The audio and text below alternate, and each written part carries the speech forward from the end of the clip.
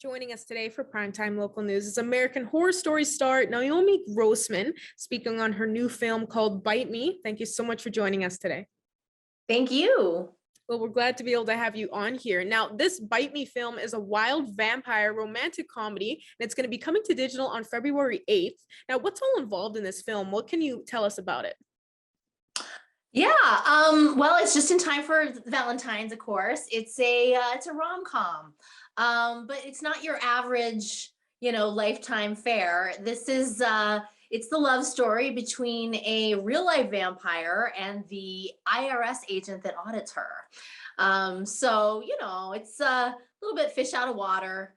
There's a big vampires versus Christian scene in Central Park, when hilarity ensues, of course. It's fun. I play the female lead, the vampire girl's best friend, the firebrand leader of this vampire cult. And these, by the way, are not your average vampires. These are not supernatural beings. They're not like feeding on people in the night. These are like actual real life people who believe that they derive their energy from blood. And I mean, let's face it, these days, nothing surprises me anymore. So yes, I do believe that these people exist, and indeed they do. Naomi McDougal-Jones, the other Naomi, who's of course the star of this film and as well as writer, was inspired. She was on the set of Boardwalk Empire and got to talking with one of the background extras who happens to be a vampire, one of these vampires. And she was fascinated, of course, and then fell down this YouTube rabbit hole, and wrote her into a love story. It's which is really fun, and with a really great cast. Christian Coulson from the Harry Potter series is in it. He's the IRS agent. Also Annie Golden, who happens to be one of my favorites from Orange is the New Black. So it's a fun group, and it's a fun film. And like you already brought up a bit earlier, especially for romantic comedies, this has definitely an interesting twist that's going to make it fascinating. And for some serious rom-com fans out there, what do you think the reactions will be like when they see this film?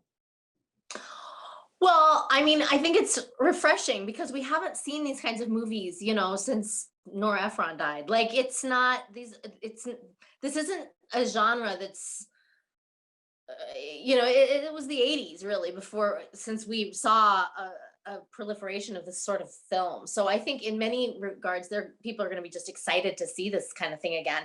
But like I said, it's not traditional. It has almost like kind of a Heathers feel. Like it's definitely it's for the oddballs. It's sort of a celebration of the weirdos out there, where we realize, like, actually the weirdos aren't that weird, and sometimes the normal people are weird too. We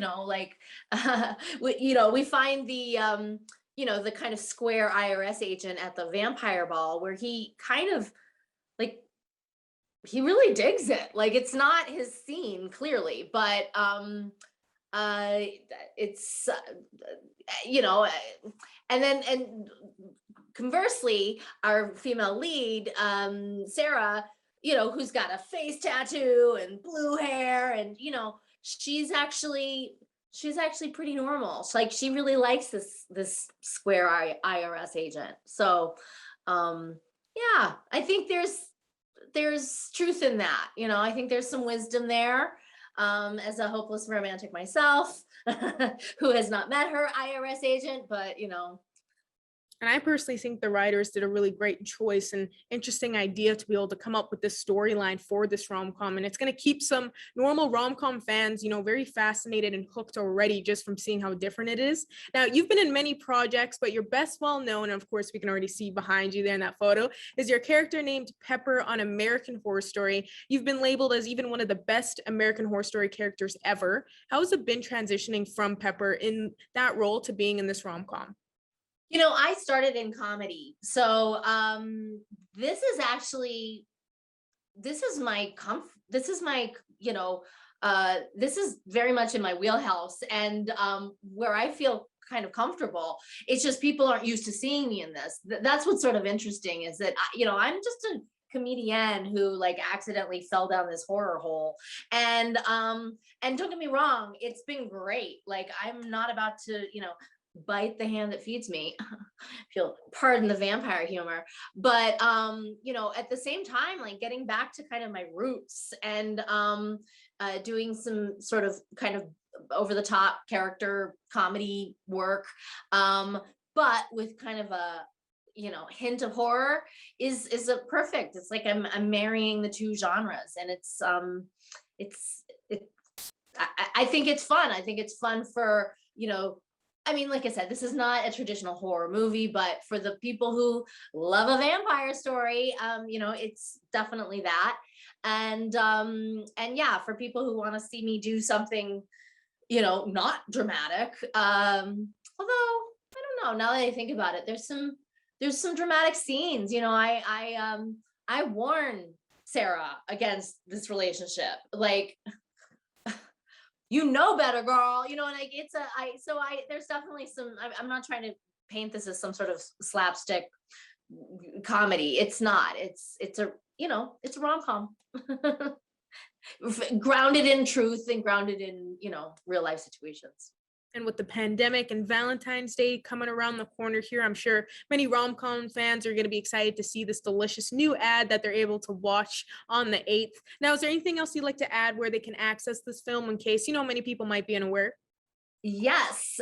So right now, people can pre-order on iTunes and Apple TV. But on February 8th, that's when it's available everywhere. That is iTunes, Apple TV, Google Play, and Amazon. Perfect. Well, once again, thank you so much for giving us your time today, Naomi. And it was really nice to be able to speak with you about this. And for all the rom-com fans out there, make sure you're checking out Bite Me, and it's coming out on February 8th. Thank you. Thank you so much. Appreciate it.